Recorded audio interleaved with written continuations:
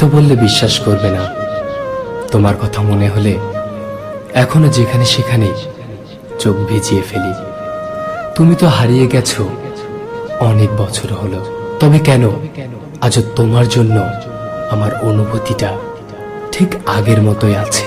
যখন হাসতে হাসতে মুখটা মলিন হয়ে যায়, তখন উপলব্ধি করতে পারি আমি আসলেই কতটা ভালোবেসেছিলাম তোমায়। প্রতিটা নির্ঘুম রাত যখন এপাশ থেকে ওপাশ ফেরি, খুব মনে পড়ে কত রঙিন স্বপ্ন, গল্পের সাক্ষী এই বিছানা, এই বালিশ, এই ঘর। কেন জানি না, নিজের ঘরটাকে এখন কবরের মতো লাগে, আর আমি সেই কবরের জিন্দা লাশ।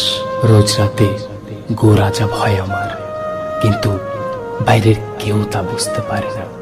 আচ্ছা, তুমি না বলতে আমার কষ্ট হলে